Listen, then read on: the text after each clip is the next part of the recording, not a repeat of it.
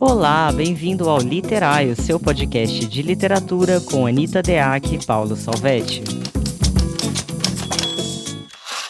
Olá, bem-vindos a mais um episódio do podcast Literário, eu sou Anita Deac. Olá, sou Paulo Salvetti. E hoje viemos falar de literatura na cozinha. Cozinhando as palavras com Anita Deac e Paulo Salvetti. É um tema gostosinho. Mas antes mesmo de começar o episódio, a gente queria muito agradecer vocês. Essa semana a gente entrou no ranking da Apple Podcasts.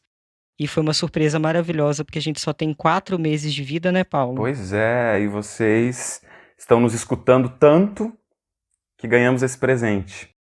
Bom, então o nosso tema de hoje parte dessa ideia de juntar aí a literatura e a cozinha para a gente pensar um pouco as relações possíveis e os afetos possíveis entre comer, escrever comendo, escrever sobre comer.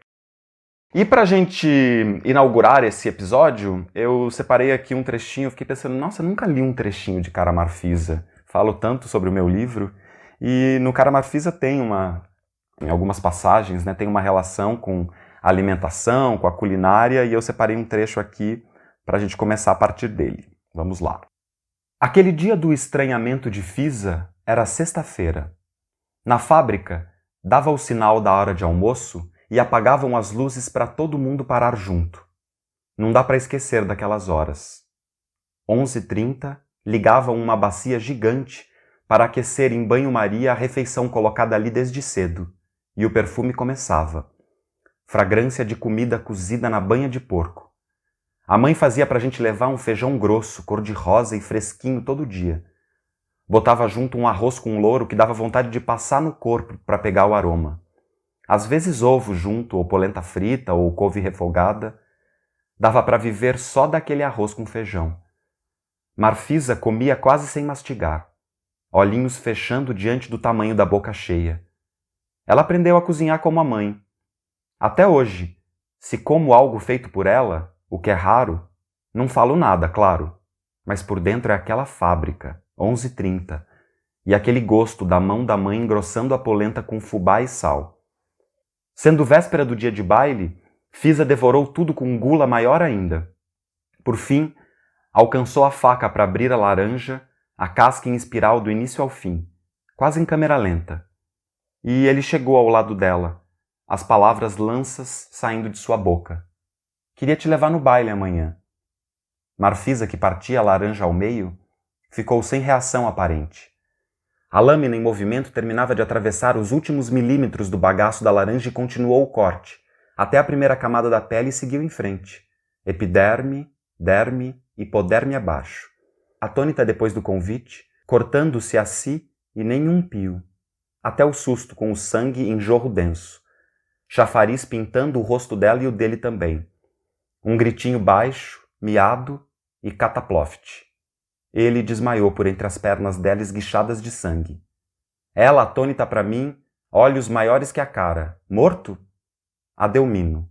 Estava vivo. Tão vivo que alguns anos depois se casaria comigo. Ai, que lindo, Paulo, eu adoro esse trecho. E dá para perceber tanta coisa, né? Assim, aquela mãe caprichosa, como você sente aquele cheiro daquela comida, né? E dependendo do horário do dia que você lê seu livro, dá até fome, dá até vontade de comer esse feijão com arroz, né? Pois é, então, essa era um pouco da ideia, né? Tem essa coisa, né? Como o Cara Marfisa tem essa pegada das histórias inspiradas na minha família, né? Na minha história tem muito essa coisa de lembrar os cheiros. E eu lembro muito disso, assim, especialmente a minha bisavó, quando ela vinha para minha casa, e não era sempre, mas uma vez por mês ela vinha, e quando ela cozinhava tinha um cheiro novo, que era o cheiro da nona. E aí tinha isso de fazer a polenta e tal, então eu queria um pouco que esses cheiros também compusessem o ambiente, né? E é um pouco por isso que eu também escolhi esse trecho para ler, porque eu acho que aqui tem um pouco essa ideia de como que a comida, o estado da comida, as sensações da comida, eles ajudam a criar o estado da cena e também já vão denotando ali um pouco dessa personagem, dessa narradora e dessa Marfisa, né? O modo de ela observar ela comendo, enfim, isso já vai revelando coisas. E da relação entre elas, né? Porque você vê uma mãe caprichosa ali no primeiro plano que vai passar esse talento, digamos assim, para uma das filhas. Você vê a personagem falando que quando comia a comida da irmã, que era raro, ela sentia como é que você coloca? A festa por dentro? Até hoje, se como algo feito por ela, o que é raro, não falo nada, claro, mas por dentro é aquela fábrica 11:30 e aquele gosto da mão da mãe engrossando a polenta com fubá e sal. Ou seja, ela relaciona a irmã dela, a mãe dela. A imagem que você criou é maravilhosa, é uma fábrica, né? Quer dizer, aquele movimento, aquela vivacidade, né? E é muito interessante porque já mostra também a relação dela com a irmã, porque ela não comenta nada. Então ela não vai dar esse gosto, né, para a irmã de Uhum. comentar, de elogiar ali abertamente. Então, olha que interessante, numa cena sobre comida, quantas coisas além da comida você conseguiu colocar ali, né? E eu acho que é por isso que esse nosso tema, né, de a literatura na cozinha, ele é um tema rico, inclusive, para a gente oxigenar os nossos imaginários, né? Porque eu acho que tem uma pegada na culinária, né? Eu adoro cozinhar, então esse tema para mim é super gostoso, super saboroso, para ser cafona. Eu tenho um pouco essa ideia de que a cozinha, ela ela é muito tridimensional, assim, porque tem um ambiente muito grande de sensações envolvidos, tanto no comer quanto no cozinhar, que é essa coisa do o toque com o alimento, né, o cheiro, a coisa de provar e você escutar o alimento sendo frito e testar, né, experimentar a textura, enfim, tem toda essa coisa dos sentidos todos que eu acho que podem ser uma boa inspiração para levar para a literatura, não literalmente só, né, mas como é que na literatura também a gente cozinha, se faz alimentos, livros. Como é que se pode pensar nessa comparação, né? É verdade. Sabe que eu me lembrei de duas coisas na minha infância que só agora me vieram aqui. Que o meu tio que me criou era um cara muito retraído, no sentido, ele não demonstrava muita emoção dele. No entanto, o jeito que ele demonstrava a emoção dele era fazendo sardinha na brasa pra gente, que ele era português, e bacalhau. Então, os momentos de expressão afetiva dele eram sempre ligados à gastronomia. E por outro lado, a minha tia que me criou, ela cozinhava muito mal, Paulo, mas mal, assim, num nível que quando eu era pequena, olha que coisa horrorosa, eu colocava a comida horrível dela dentro do copo, bebia o suco, colocava a comida dentro do copo e ia jogar na despensa, cara. Eu comia muito pouco, daí eu fiquei com 1,57, todos os meus irmãos super enormes, assim, de altos, e eu fico pensando se não foi isso, porque eu comia muito pouco, porque era realmente um horror.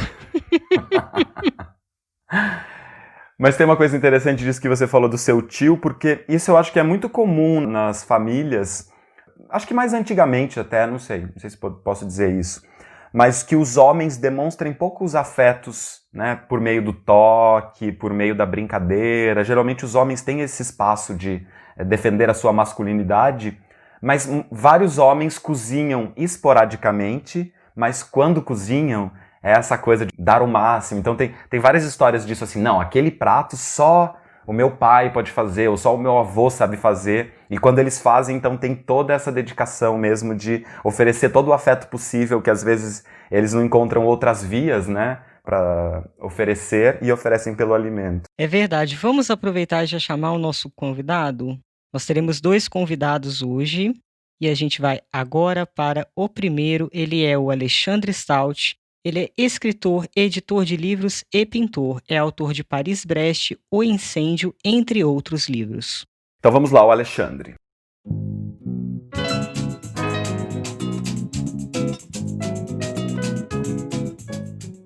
Vamos lá, meus queridos, literatura e gastronomia.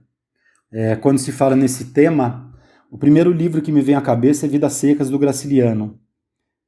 É um dos temas mais fortes do livro, né? A comida, a escassez. Tanto é que em determinado momento o protagonista, o Fabiano, ele mata a tiros a baleia, a cachorra. Assim a família miserável teria uma boca a menos a alimentar, né? A baleia ela vai para o céu dos cachorros e lá ela sonha com preás, gordos, enormes, né? Há livros com muita fartura, como o Arroz de Palma, do Francisco Azevedo. O próprio título do romance, que vai virar série da Globo, ele já traz o ingrediente culinário. Nessa obra, o narrador, de 88 anos, ele prepara um super banquete para comemorar os 100 anos de casamento dos pais. Todos os descendentes da família aparecem para a celebração e o arroz, num clima de realismo mágico, ele é o fio condutor da história. Há livros em que a culinária popular brasileira aparece de forma discreta, mas está lá. Um exemplo, os 2 romances da Marta Batalha, A Vida Invisível de Eurídice Gusmão e Nunca Houve um Castelo. Os personagens da Marta, eles param em botecos, eles comem salgados, empada, coxinha, eles tomam chopp na rua, assim como a gente faz na vida real. Eu poderia citar muitos outros, Hélia Gattai, Jorge Amado, autores, no entanto, que quase não falam em gastronomia e comida, quer dizer, em sua obra, né? Em suas tramas. Eu me lembro agora do João Gilberto Nou, por exemplo. Come-se pouco, né? Nos livros do João Gilberto Nou. Num deles, eu acho que em Armada, o personagem se alimenta durante toda a trama de uma mísera lata de sardinha. Isso é proposital, lógico, né? O autor quer mostrar que o personagem está tão envolvido naquele ambiente de loucura que ele se esquece de comer. Não são poucos os autores contemporâneos que acham indigno falar em alimentação, gastronomia em seus livros, né? Talvez devido aos abismos sociais do Brasil. Há muitas obras em que os personagens não comem, e não há explicação clara para isso, né? Para mim, um personagem que não come, ele não consegue pensar, ele não faz conexões mentais, ele não faz sexo, ele não se locomove. Mas voltando a falar dos livros onde tem bastante gastronomia, eu me lembro agora do A Morte de Quincas Berro d'Água, do Jorge Amado, já citado um pouco antes. A cachaça é um elemento importantíssimo que conduz o romance. Para lembrar, a segunda morte do Quincas acontece quando seus amigos vão ao seu enterro, onde ele é velado pela família burguesa, né? Pegam ele escorados pelo ombro e o levam para um passeio pelos bares onde bebiam juntos em Salvador. Depois eles o levam para ver o mar e, num descuido, o Quincas é lançado pelas águas. A comida pode moldar um personagem, né? Por meio dela, a gente pode saber do seu subjetivo. Falando nisso, um autor que me vem à cabeça é o francês Michel Houellebecq. Por exemplo, em Submissão e Serotonina, seus 2 últimos livros, os personagens eles comem o tempo todo, né? E eles são burgueses. Uma das formas mais eficazes do Houellebecq mostrar isso é os personagens indo a restaurantes granfinos e lendo cardápios e tudo mais, né?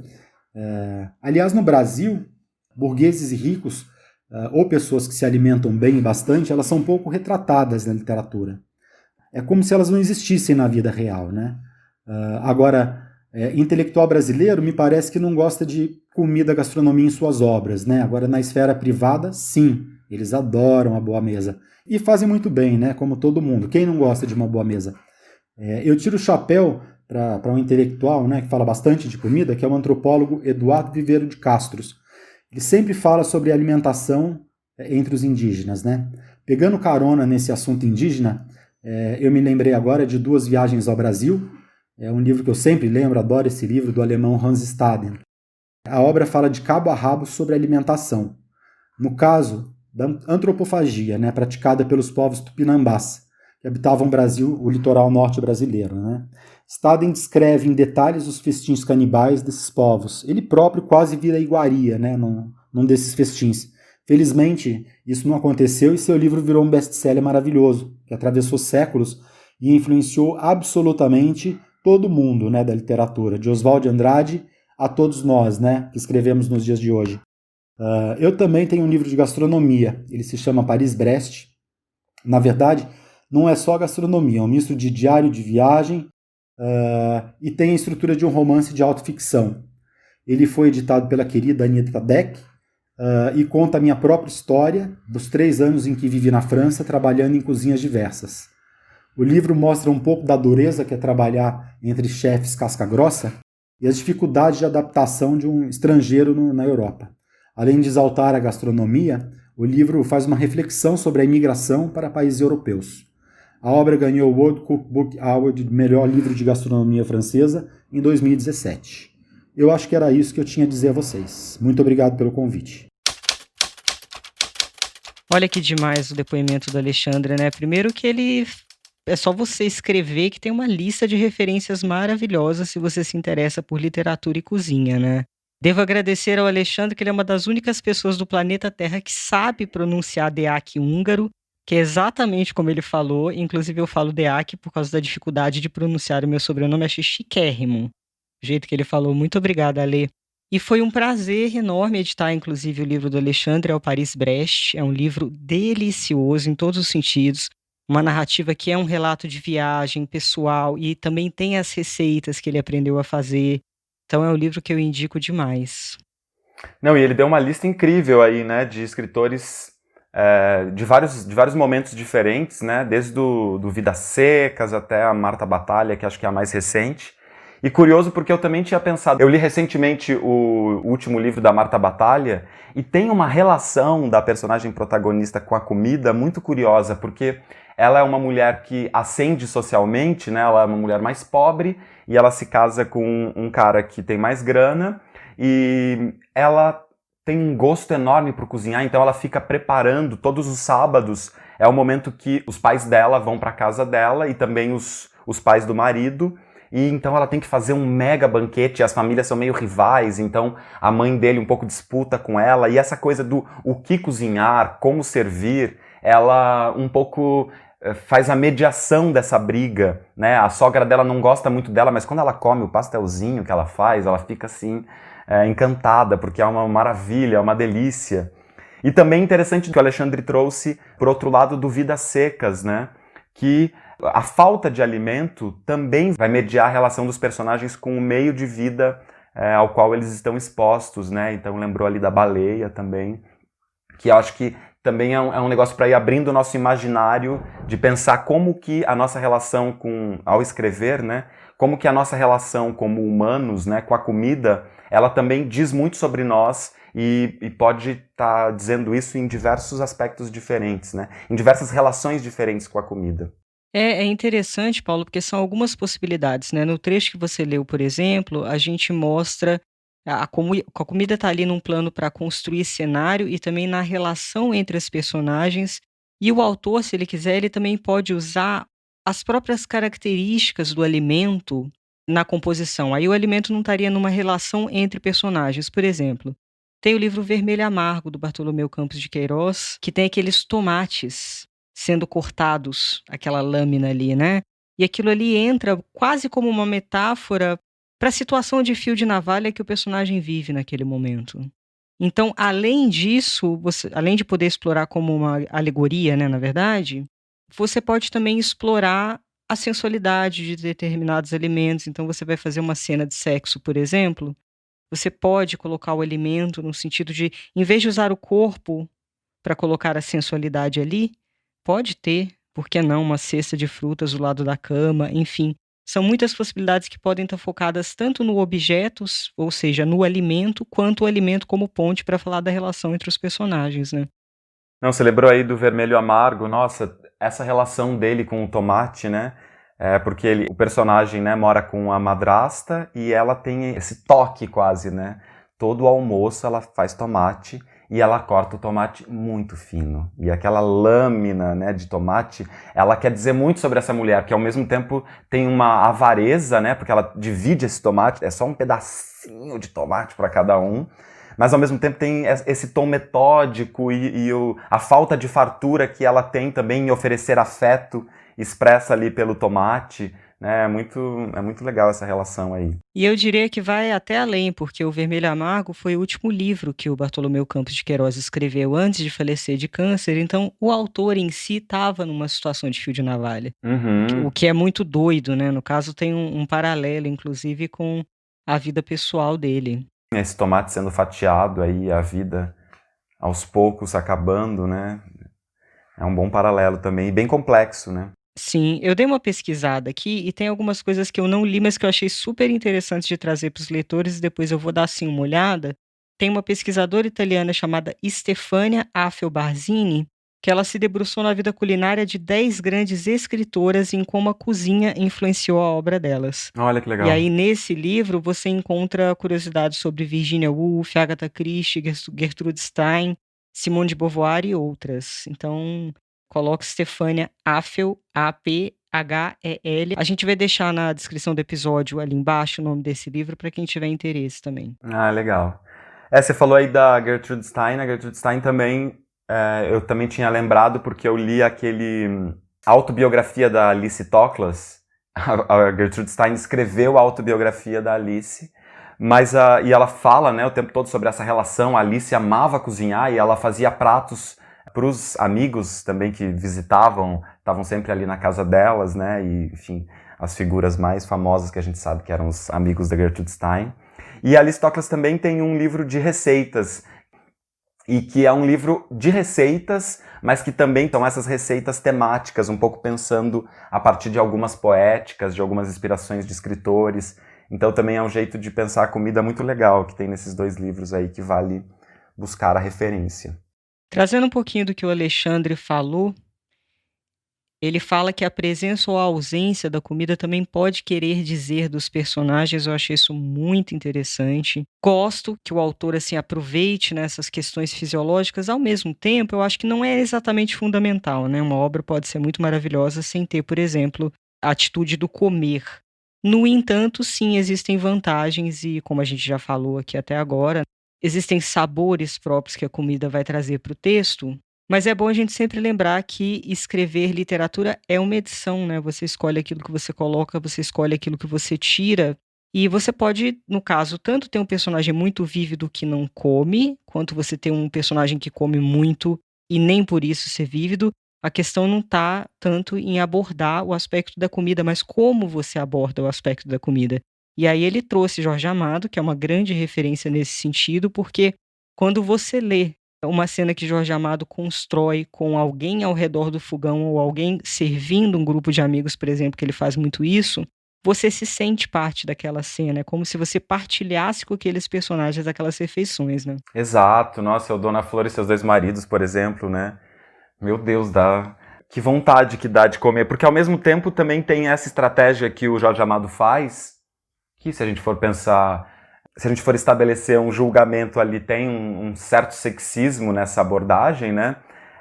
Porque a Dona Flor, ela tá seduzindo, né, o tempo todo, e de algum modo isso revela a mulher que ela é, né? Porque, enfim, ela tá sempre seduzindo ali, até chegar ao ponto de ter esses dois homens ali, né, se dividirem entre esses dois homens, mas ela tá seduzindo por esse lugar, né, quase manipulando, né, porque ela faz aqueles pratos maravilhosos, ela é uma grande mestra, né, na cozinha, faz esses pratos maravilhosos e que aguçam todos os desejos, os sentidos, né, dos dois homens, né.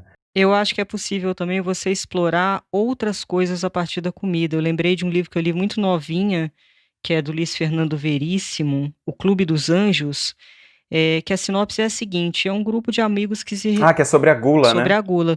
Um grupo de amigos se reúne para fazer um grande jantar, só que morre sempre um depois do jantar. E mesmo assim eles não conseguem parar de ir aos jantares, porque a comida é absolutamente maravilhosa.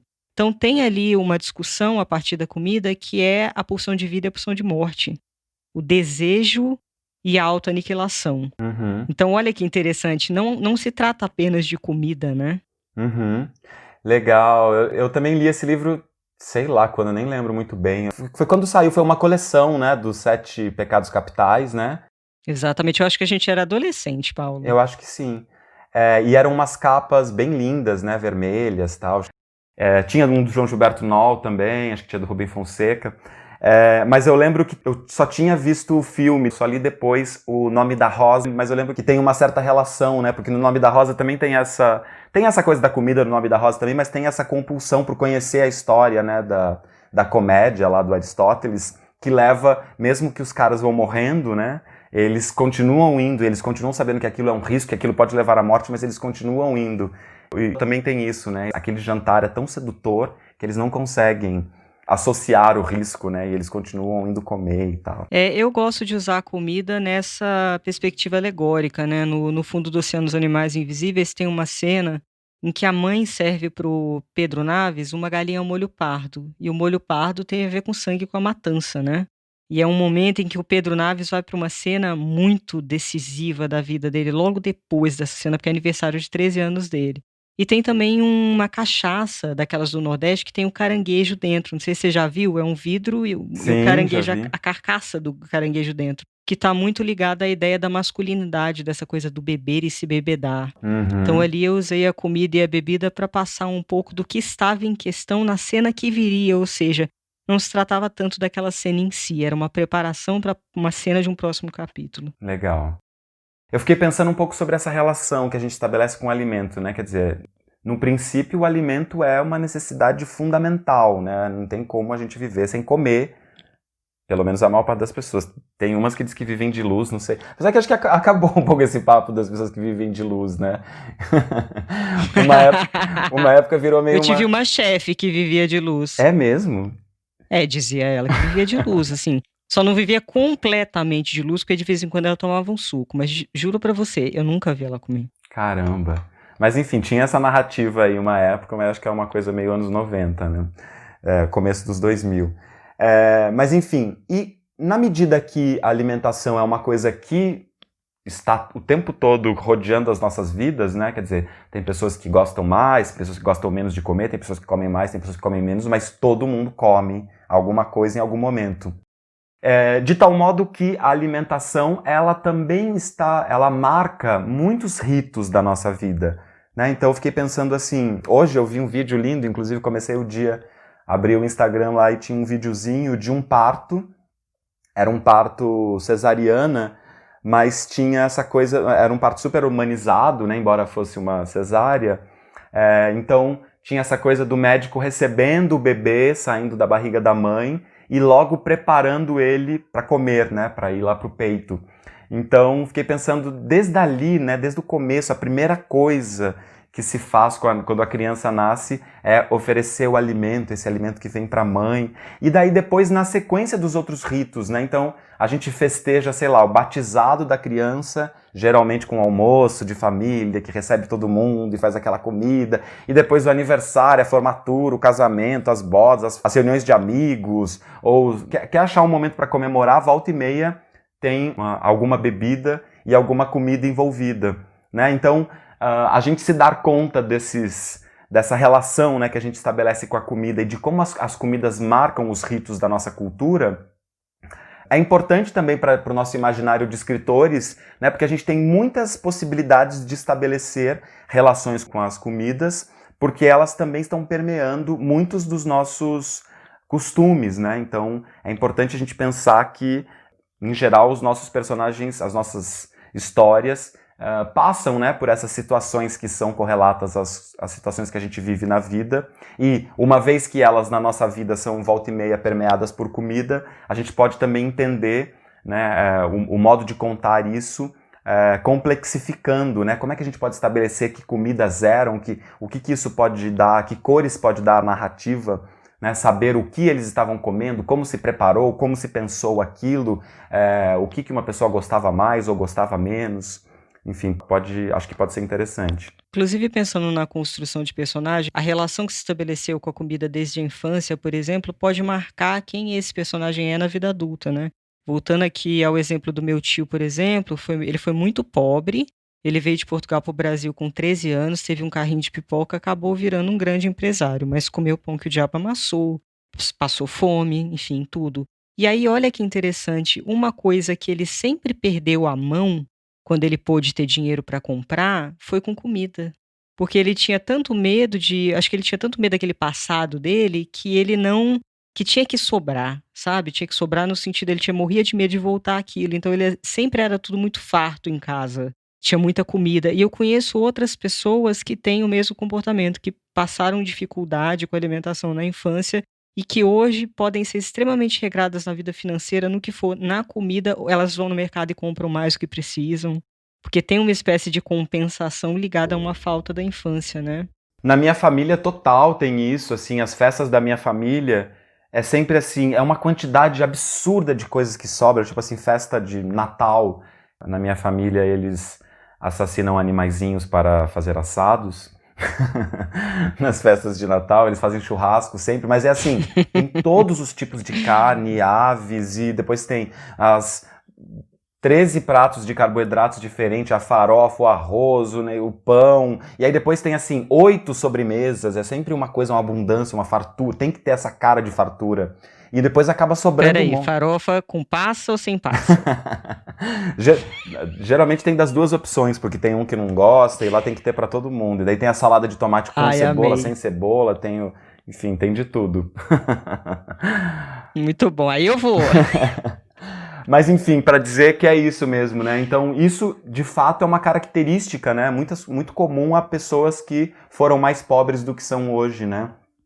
Bem, então vamos à nossa próxima convidada. Ela é a Ivana Arruda Leite, mestre em Sociologia pela Universidade de São Paulo. Publicou 4 livros de contos: Histórias da Mulher do Fim do Século, Falo de Mulher, Ao Homem que Não Me Quis e Cachorros.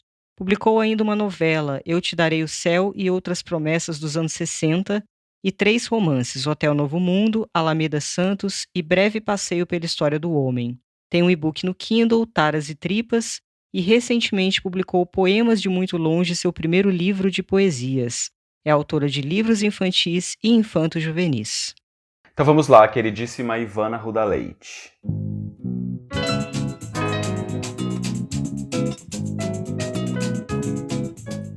Bom, cozinha e literatura para mim são irmãs siamesas.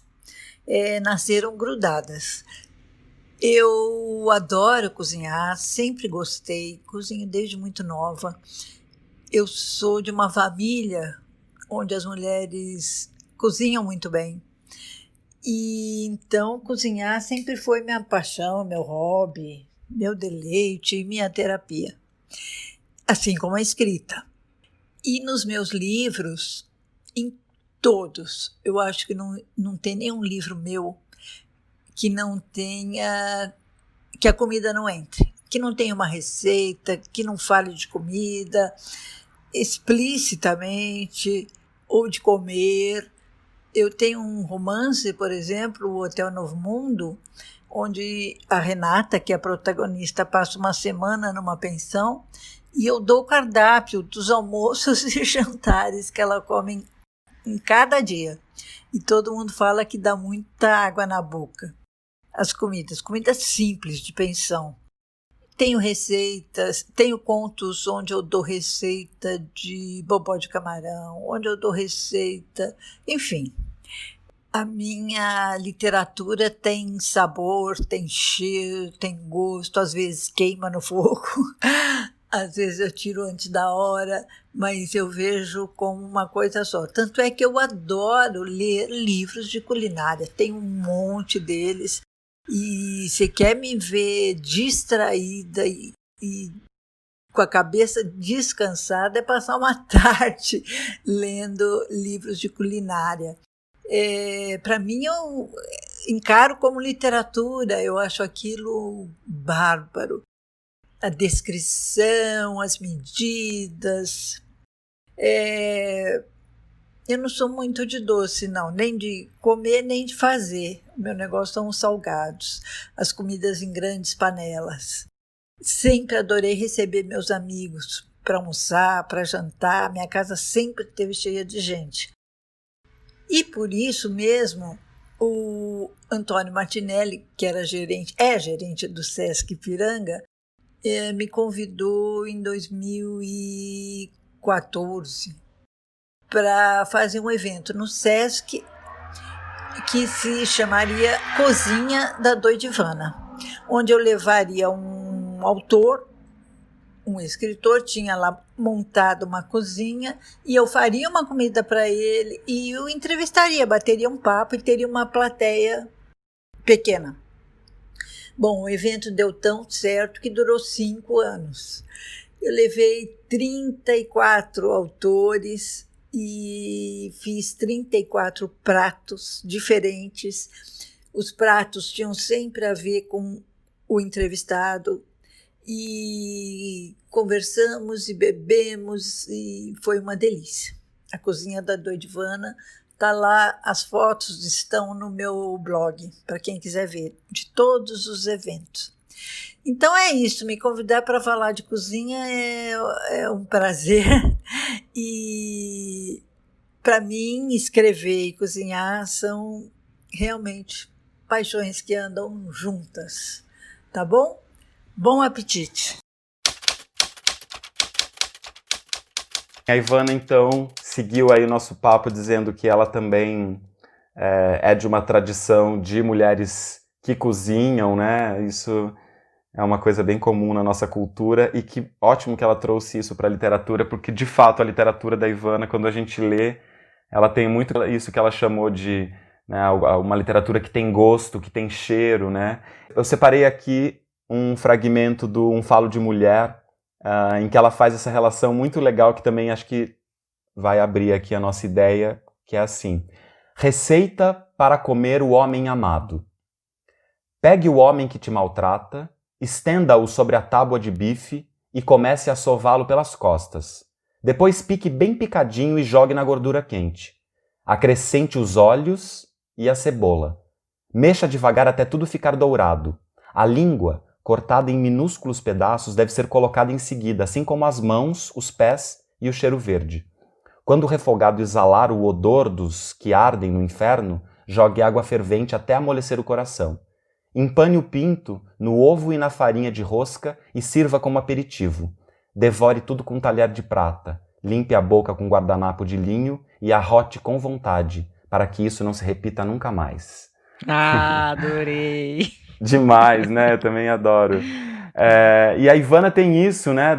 Então, eu fiz um curso com a Ivana, ela dá cursos na casa dela, que é uma coisa super, uma experiência, né? Além do curso, que ela é ótima professora de contos. Ela recebe a gente na casa dela e todos os encontros ela faz um aperitivo. Essa relação para ela mesmo está de fato muito intrincada entre comida e literatura. Então a gente ia lá para fazer os exercícios de conta e a gente sabia que tinha o intervalo com a merendinha da Ivana, que eram sempre deliciosas. Nossa, coisa maravilhosa. Sabe que quando eu penso em cozinha agora, assim, eu adoro cozinhar, né? Só que eu não gosto de seguir receita, eu gosto de inventar. Então eu tenho uma base ali, porque meu tio tinha, né, restaurantes, então eu, durante muito tempo, na adolescência, eu ficava na cozinha olhando os cozinheiros dele. E eu descobri que eu sabia cozinhar, por acaso, quando eu fui morar em Manaus. Foi a única vez na vida que eu engordei, porque eu achava que eu não sabia cozinhar. Então eu jogava um arroz com atum e milho e comia aquilo e 1 litro de leite por dia, com chocolate, com Toddy. E aí depois me veio na mente, peraí, mas eu já vi tantas vezes aquele prato, aquele prato, aquele prato. Quando eu fui, eu vi que eu sabia fazer, assim. Mas eu não sigo receita. E na literatura também é semelhante, porque tem uma base ali do meu projeto estético, por exemplo. Geralmente para cada livro ele é diferente. E eu vou experimentando, né? Eu vou alterando os sabores, eu vou alterando os temperos, os vetores da narrativa. E isso vai dando um caldo diferente.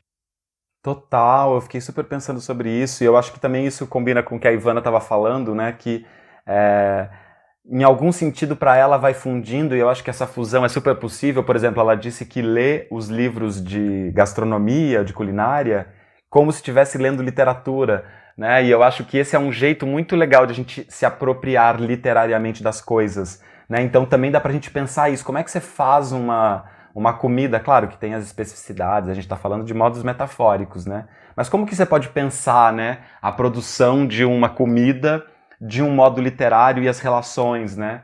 Eu fiquei pirando nisso, pensando que eu, por exemplo, também sou apaixonado por cozinhar e eu cozinho regularmente, eu cozinho todos os dias. Agora na quarentena, então, eu tenho cozinhado quase tudo que a gente come aqui em casa.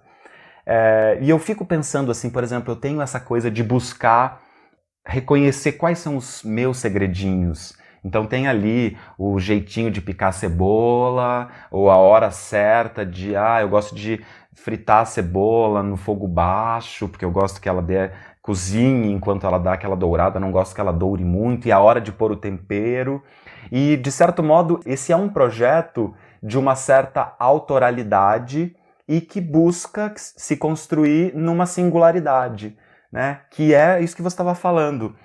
Quando você fica ali seguindo a receita só, você está ali tentando reproduzir uma coisa. Claro que você vai botar ali as suas pitadas, o seu modo, né? É a sua pitada, a pitada do seu dedo, mas você está seguindo alguém, né? Agora, quando você começa a descobrir, né? Ou quando você começa, por exemplo, a pegar a receita e dar o seu pitaco, né? Então, eu vou fazer o risoto de abobrinha do modo como está na receita, mas eu vou dar o meu toque, né? Eu vou colocar o vinho que eu escolhi. Também é parecido com como a gente faz na literatura, né? A gente aprende muito copiando um pouco, seguindo um pouco os outros, seguindo uma referência que a gente gosta mais, fazendo de um jeitinho parecido, mas é quando a gente começa a se apropriar daquilo e dar os nossos pitacos, é que a gente vai ganhando, vai crescendo, né, no projeto de autoralidade e vai desenvolvendo a singularidade. Inclusive indo para um patamar mais alto, né? Se a gente for pensar, por exemplo, no que seria a chamada alta literatura, que seriam os escritores que colocaram a literatura para avançar, né, em termos de estado da arte, que trouxeram contribuições que mudam a história da literatura.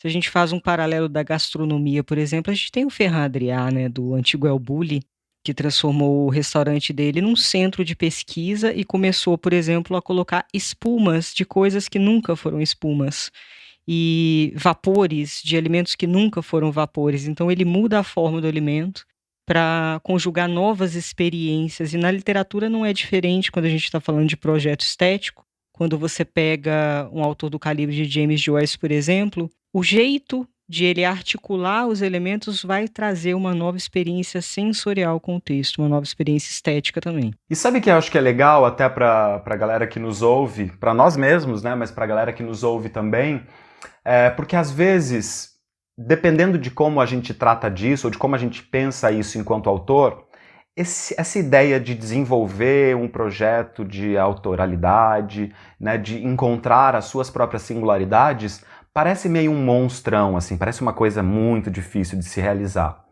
E às vezes, se você for perceber, a cozinha, por exemplo, para muitas pessoas pode já ser um espaço que se faz isso. Só que sem essa vontade de ser chefe, né? Então você tem ali, todo mundo fala, nossa, meu, aquele seu bolo de maçã é o seu bolo de maçã. E tem alguma coisa que você faz naquele seu bolo de maçã que você conseguiu desenvolver, mas que você deixou fluir, porque você foi experimentando e fazendo. Então, às vezes, essa coisa de soltar um pouco o controle absoluto da mão, né, de dizer, não, meu projeto autoral é... Não, mas de ir conseguindo entrar nesse lugar quase alquímico, né? De deixando os elementos aparecerem ali. Agora eu vou fazer aqui um experimento sintático, né? Vou propor aqui elipses de conectivos, ou vou propor ampliar, quer dizer, quando você vai deixando as coisas irem aparecendo, né, essas possibilidades com uma espécie de uma naturalidade, né, nesse sentido de que não é na exigência de fazer a coisa, mas é como se cozinha, né, coloco ali uma música e vou experimentando coisas. Parece que pode abrir o imaginário para que a experiência também seja um pouco mais gostosa. E é interessante a gente pensar também que isso não é obrigatório, né? Ninguém é obrigado a ser o Ferran Adrià da literatura. Então, porque existem outros livros maravilhosos que você está comentando dessa naturalidade, por exemplo, que você pode fazer um livro ótimo, gostoso, sem ter esse intuito de fazer muitas quebras formais, por exemplo. E tá tudo bem, né? Quantos romances maravilhosos a gente não tem? Até o próprio Jorge Amado, né? Em termos de estrutura da língua, não é que haja algo de muito diferente ali. O que existe de diferente é o ritmo, é a construção de personagem, é a vivacidade que ele coloca, inclusive utilizando-se, né, das receitas, da comida, da relação dos personagens com a comida. Agora, Paulo, sabe o que eu lembrei? Eu lembrei de um outro conto que também usa a alimentação por uma perspectiva diferente. É um conto chamado Os Anões, da Verônica Stiger, um conto maravilhoso, que tem 2 anões que vão até uma confeitaria, eles sobem num banquinho para poder ver os docinhos, e eles ficam provando, pedindo provinhas de docinhos e se demorando muito, e o pessoal da fila começa a ficar puto. Na verdade, é um conto muito amplo que fala de preconceito, inclusive ao fato de que aqueles anões, o diferente, né, digamos assim, ele tem acesso a, e na cabeça daquelas pessoas que estão na fila, aqueles seres estranhos, aqueles seres que não são eu, não deveriam ter acesso a. Então a Verônica, nesse caso, vai utilizar a alimentação como um elemento de tensão entre grupos sociais distintos. Que legal, interessante.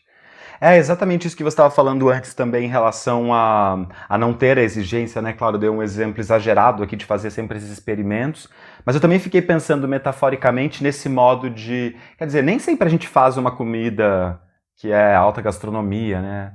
No geral, a gente faz um arroz feijão e meu básico arroz, feijão, uma verdura e uma verdura refogada, uma verdura sem refogar, e é isso, assim, tá maravilhoso. Mas às vezes você quer servir, quer empratar, quer fazer uma finalização e tal. Então, tanto isso pode se alternar no romance, como pode ter um romance de um tipo, um romance de outro tipo, né? Isso tem muito a ver com o que aquela história, com o que aquele projeto vai pedir, né?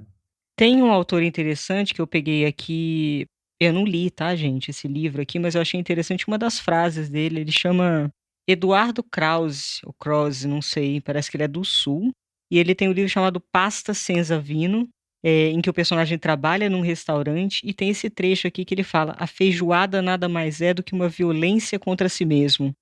O sistema digestivo sofre para processar a despudorada mistura de ingredientes sem sentido. Eu gostei, eu fiquei curiosa para ler o livro dele. Eu já ouvi falar desse cara, assim, é interessante mesmo. Uma outra coisa que eu lembrei, fazendo uma quebra em relação a esses gostos deliciosos, mas eu também, retomando um pouco ali o que o Alexandre Stout tinha comentado, eu lembrei também do Quarto de Despejo, e de quanto a jornada ali da Carolina Maria de Jesus no Quarto de Despejo, ela é marcada pela alimentação, mas nesse sentido da falta de alimento. E quanta coisa quer dizer essa tentativa dela, assim, a vida dela é quase em torno da comida, é a busca desesperada por comida, e não só dela, mas de comida para os filhos, né? Então, quase todo dia do diário dela, ela começa pensando: deixei o leito e assim, fui fazer o café e daí não tinha café, ou não tinha açúcar, não tinha o pão, ou tinha pão, ou estou feliz porque hoje tem comida, né? Então, como essa relação, ela é uma mediadora com as questões terríveis, né, que ela vive ali na opressão social, né? Então também fiquei pensando que essa relação que a gente estabelece, né, do personagem com o alimento pode dizer coisas, inclusive, no sentido político. Quando a gente estava falando aqui de literatura política, né, que tudo é política, quer dizer, às vezes eu não preciso entrar em nenhum debate que deixe ver alguma questão política, mas ali, só, por exemplo, quando você mostra uma mulher que a maior preocupação dela é ter o que comer, né, e isso já diz tudo sobre o lugar que ela está e o mundo que nós estamos vivendo, por exemplo. Eu acho, inclusive, que para a formação do escritor é importante não ler apenas literatura de ficção, né? O Alexandre cita ali um pouco de antropologia relacionada à comida, ele vai falar do Eduardo Vieira de Castro. Eu acho muito interessante você estudar essas relações culturais, né? De apropriação dos insumos da terra, né? E como cada cultura vai fazer utilização disso. Falou também do Hans Staden e dos Tupinambás. Eu estudei um pouco os Chavantes para compor No Fundo do Oceano os Animais Invisíveis, que era um povo guerreiro, muito aguerrido, e se fala um pouco de como a alimentação e a busca, na verdade, a busca pela alimentação, né, nas tribos nômades, digamos assim, né, que você tem as tribos nômades, você tem as tribos que ficam fixas ali. Como isso vai alterar também a forma de eles se movimentarem, a forma de eles lidarem com outras tribos. Eu estava pensando também como a gente focaliza a relação do personagem com a alimentação, ela também revela o caráter e também a visão de mundo dele, né? Quer dizer, se você pensa ali num personagem pelo estereótipo, né?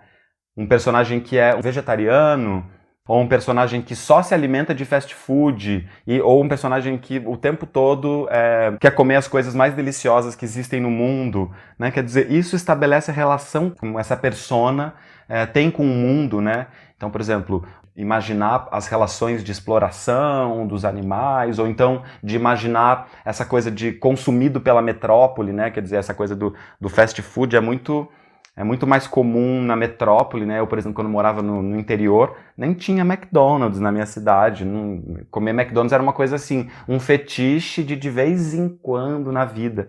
E pensar que tem gente aqui em São Paulo que todos os dias se alimenta de McDonald's. Quer dizer, isso, né, deixa a gente ver um pouco da relação que aquele cara tem com a vida e com a cultura, né? Então, pensarmos, né, isso na construção de personagens pode ser uma camada também que diz muito, né, sobre o personagem por meio das ações dele, que é o modo como ele come.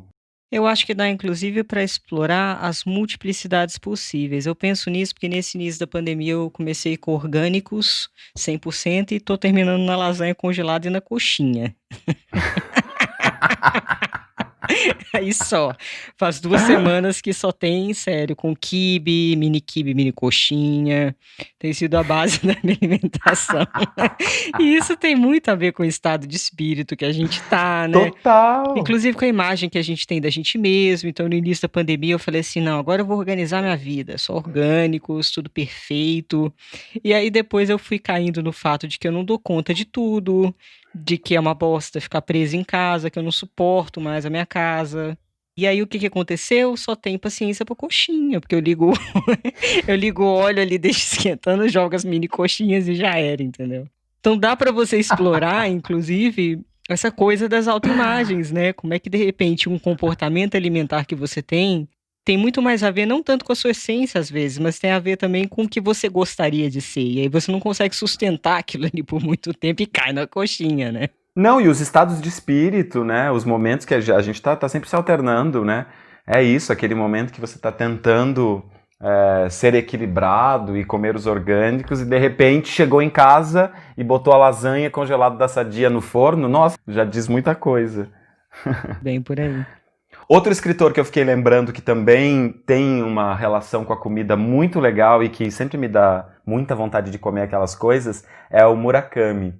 Acho que todos os livros que eu li do Murakami têm alguma relação com a comida, mas mais especificamente no 1Q84, tem uma pira ali do...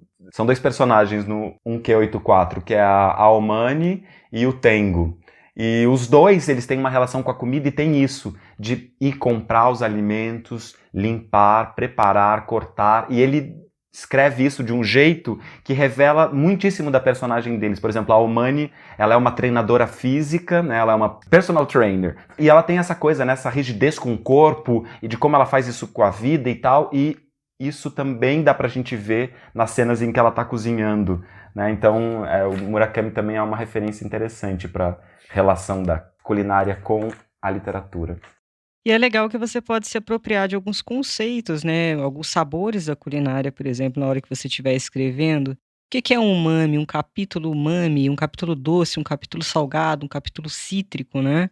Você pensar um pouco nessas bases para poder trabalhar a sua narrativa. Eu confesso mesmo que essa ideia me veio agora, porque eu nunca fiz isso, eu nunca pensei num capítulo relacionado a esses sabores, mas por que não, né? Pode ser uma base de inspiração interessante para você chegar, de repente, a um outro lugar.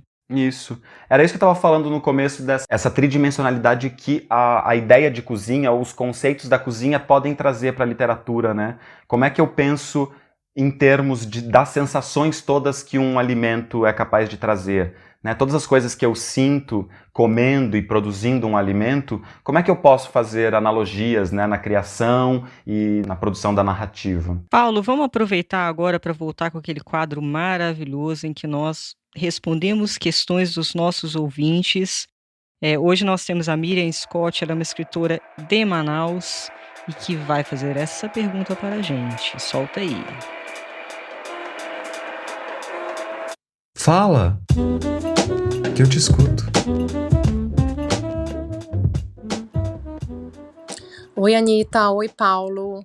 Conheci a Anitta porque uma amiga minha foi aluna dela no Clipe. Desde então, ouço o Literai, acompanho o Instagram de vocês e, enfim, muito obrigada por toda a luz que vocês trazem à escrita. E a minha pergunta é a seguinte: existem ferramentas para que a gente comece a escrever se distanciando, né, do nosso próprio umbigo, das nossas próprias experiências? Porque foi uma dificuldade que eu enfrentei na minha escrita. Eu tive muita dificuldade de sair do meu próprio mundo. Então, queria saber se existem exercícios para isso. Beijo para vocês.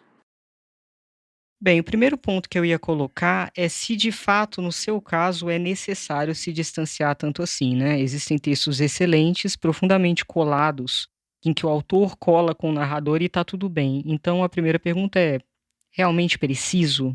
Será que para esse projeto estético, para esse livro especificamente, não é bom que eu esteja colado e tá tudo bem? Porque a gente sempre caça sarna para se coçar, né?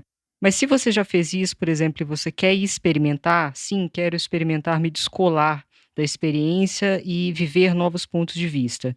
Bem, existem várias maneiras de você quebrar um pouco essa colagem sua com o pensamento do narrador ou do narrador personagem, por exemplo.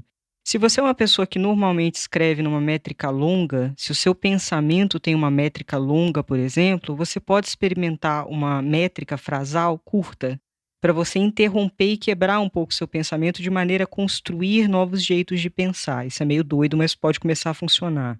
Outra coisa é, antes mesmo de escrever, se colocar na pele desse teu personagem. Então, na hora que ele vai agir, por exemplo, descola o que seria a sua reação. Não coloque ali o que seria a sua reação. Tente entender quem ele é, de repente vale fazer um background de quem é esse personagem. Tem um episódio anterior, qual foi, Paulo, que a gente falou de o personagem segundo ele mesmo, segundo o narrador? A gente falou sobre isso no episódio. Acho que era na construção de personagem. Acho que era na construção de personagem. Então, se você fizer essa esquematização, pode ser interessante para você entender melhor quem é esse personagem e poder, a partir dele, colocar reações que você não teria, colocar relações que você não teria. Mas o que, Paulo?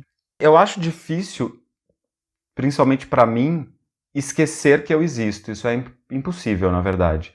Esquecer como é que seria em mim, né? Então eu sempre fico pensando na ideia de alteridade. Às vezes a palavra alteridade está meio gasta, mas eu acho que ela significa uma coisa muito importante, né? Que é esse exercício de a gente pensar como seria se fosse eu naquelas condições complexas, né? Não é sendo eu que estou aqui, durmo nessa cama, moro nessa casa e como essa comida, né? Como é que seria eu naquelas condições? Um exercício que eu já fiz nos meus contos e que eu acho que pode ser legal é pensar assim: como é que eu, Paulo, faria se fosse nessa situação, né? Se minha mãe ligasse aqui para mim agora e falasse assim: sua tia tá super doente, preciso da sua ajuda. E aí eu, Paulo, faria o quê? Daria um jeito, ia arrumar um carro e ir imediatamente lá para ajudar minha mãe. Então, como é que eu escrevo o que eu não faria? Pensar no que eu não faria ou uma variação do que eu faria. Pode ser um bom exercício de a gente achar outros caminhos, mas ainda se utilizando de mim. Olha, eu estou me tomando como referência para fazer alguma coisa que eu não faria, né? Então, acho que o exercício da alteridade é um pouco esse, de a gente tentar entender como é que a gente se colocaria naquela situação e pensar os contrastes possíveis, né? Do não, ou do enviesado, ou vou fazer mais ou menos. Acho que esse pode ser um caminho. Mas é difícil a gente pensar numa ideia de se distanciar das nossas experiências. Eu acho que a gente tem que mais se apropriar das nossas experiências enquanto repertório e daí ou negá-las, mas tomá-las como referência. Porque eu acho que é muito mais rico explorar o que a gente já tem, o que a gente é, o que a gente já viveu, o que a gente tem de repertório, do que negar isso, né? Eu acho interessante uma espécie de aprofundamento psíquico, no sentido de que a gente faz uma ideia da gente que é muito restrita, né? A imagem que a gente faz da gente é restrita. E exige uma determinada coragem para você entender as suas sombras, outras coisas não tão agradáveis sobre você mesmo, outras reações que você não gosta nem de admitir que você teria. A gente é complexo, nós somos muitos, então mesmo se você tiver que partir de si, partir das suas próprias experiências, existe uma gama muito diversa aí dentro, muito complexa aí dentro, e que vai encontrar com o outro, porque eu acho que nós somos muitos, né? A gente falou em outro episódio também sobre, abordando a questão da alteridade, né? É um outro nós. Tem outra coisa que eu faço também, Paulo, que pode funcionar, que é a seguinte: eu crio um personagem que tenha de propósito algumas características muito diferentes das minhas. E aí eu começo a construir um pensamento próprio para ele, como se eu me relacionasse com ele sendo um outro mesmo. Ele não tem... é como se eu vetorizasse, eu colocasse na hierarquia de importância, por exemplo, que ele é uma pessoa vil, apesar de que eu também posso ser vil em vários momentos, lógico, eu sou um ser humano, né? Mas eu coloco alguma coisa bem exacerbada, bem diferente, e aí eu vou convivendo com esse personagem internamente, psiquicamente, eu vou pensando sobre ele. Inclusive, isso acontece antes mesmo de eu escrever esse personagem, e eu vou convivendo e, de repente, pode também juntar com a tua outra sugestão, que é de pensar em situações. Então, a gente pode ter esse personagem que é bem diferente de você e as situações diferentes. E aí você vai armando como ele reagiria em determinadas situações, não necessariamente para elas pararem no livro, mas para elas virarem um parâmetro de reação para esse personagem. Aí, quanto mais você desenvolve isso, mais você vai dando conta e entrando nessa cabeça fictícia que você está criando para ele.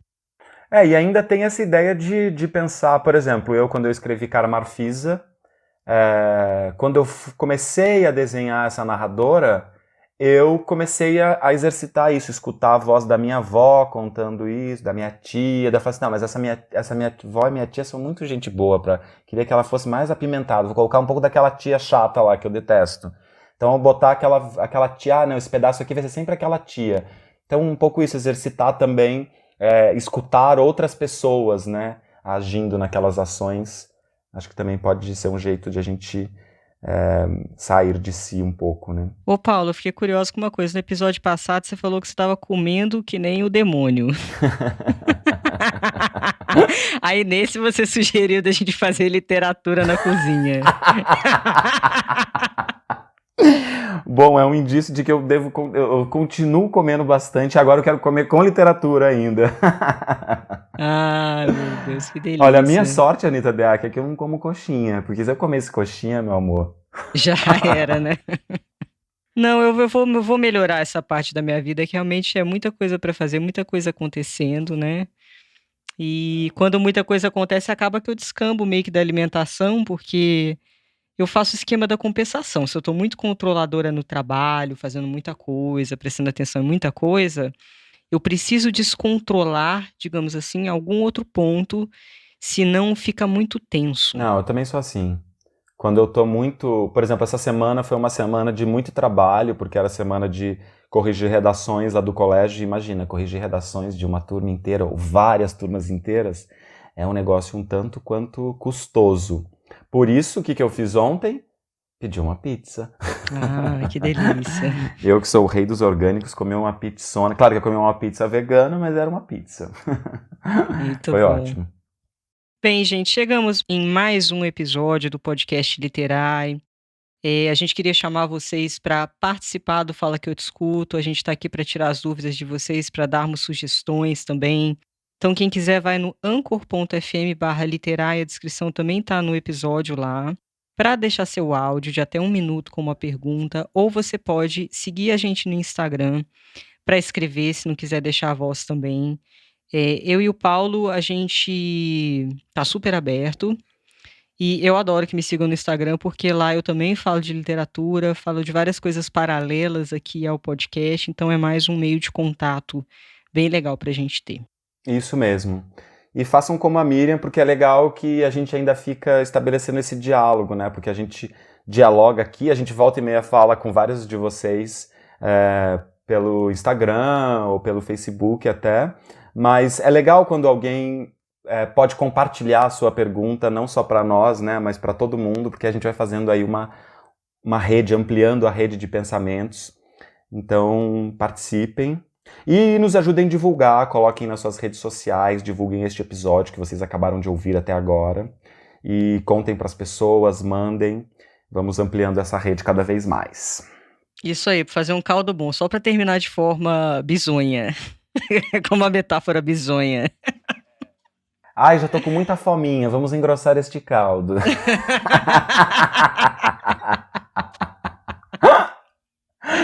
Ai, que horror. Só pra terminar, na verdade, metáfora não, eu tô chamando hoje tudo de metáfora, gente, o que tá acontecendo comigo? Eu tô muito cansada. É só pra terminar com um clichê bizonho, que é mais legal. Adorei. Um beijo, gente, até semana que vem, tchau, tchau. Beijo, querido, até semana que vem. Beijo.